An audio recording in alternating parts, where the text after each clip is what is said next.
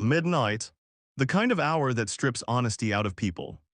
I woke because the house had gone too still, an unfamiliar quiet like someone had pressed a hand over its mouth.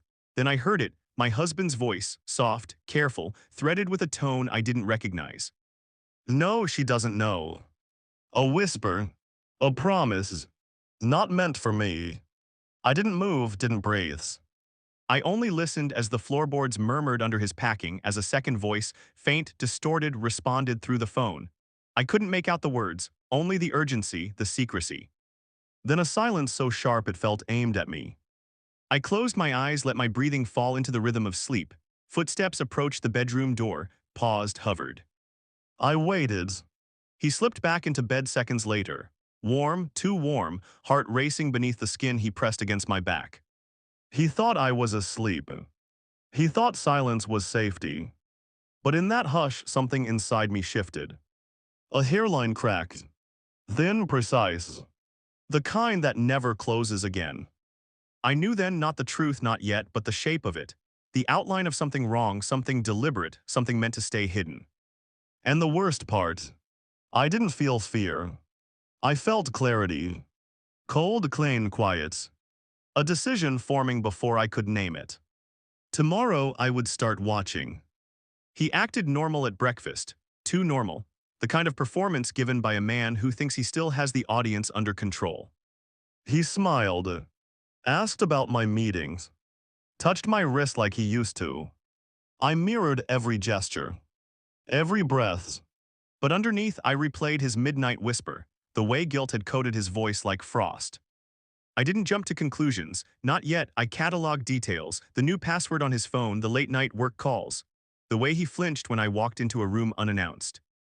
Most people mistake my quiet for softness. It's not, it's calculation. And suspicion, when handled gently, grows into certainty. When he left for work, I retrieved the box I had never expected to use, tiny cameras purchased months ago for a security project that never happened. Installed them one by one, living room, hallway, office, kitchen. Not the bedroom. I didn't want recordings of myself sleeping beside him. That boundary felt important. By evening, the house watched with me. I went through the motions of our routine: cooking, small talk, a practiced laugh that tasted metallic, but a different rhythm pulsed beneath everything. Something cold, steady, purposeful. He didn't notice. Not him, he only saw what he hoped was still true, that I was trusting, predictable, blind. But that version of me had died at midnight. 3 days of footage, hours of silence. Then something shifted. He came home late again, shirt untucked, hair damp, voice wrong. He poured himself a drink with trembling hands, sat on the couch in the dark.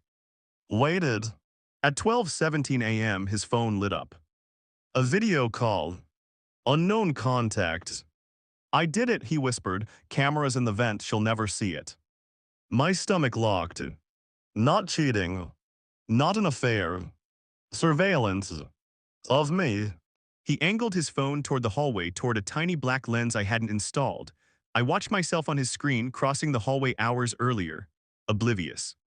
My pulse didn't spike. My breath didn't quicken. I only listened as the second voice, clearer now, gave instructions, precise, clinical. When she leaves Friday, check her files. We need confirmation she knows. If she does, handle it. Handle it? A word heavy enough to shift gravity. They weren't hiding a betrayal.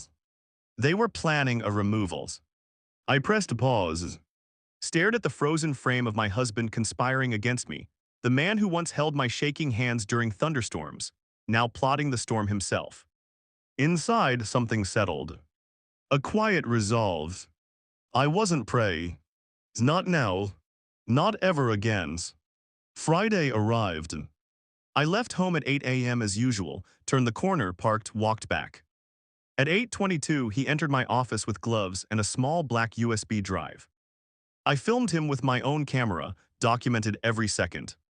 When he turned around, I was there, blocking the door, motionless. He froze. Why, I asked. Just one word. I didn't need more.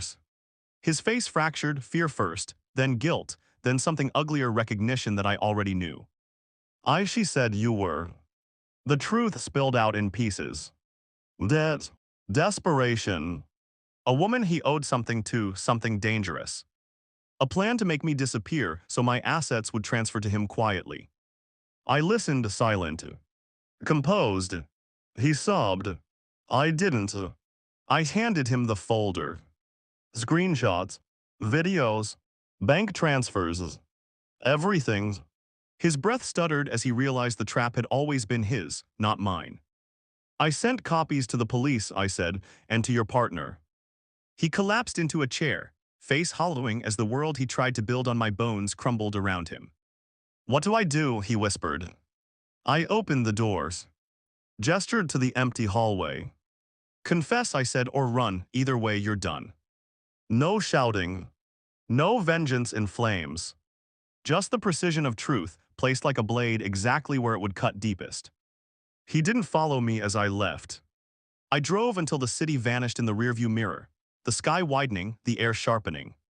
Freedom is a quiet thing. Not triumphant. Not bright. Just clear. He thought destroying me would save him. He never understood the simplest truth. You cannot break someone who has already learned to watch the dark without blinking. I didn't look back. I won't. Because the final piece of this story is simple, clean, and irrevocable. I chose myself. And that choice is the one thing he can never reclaim.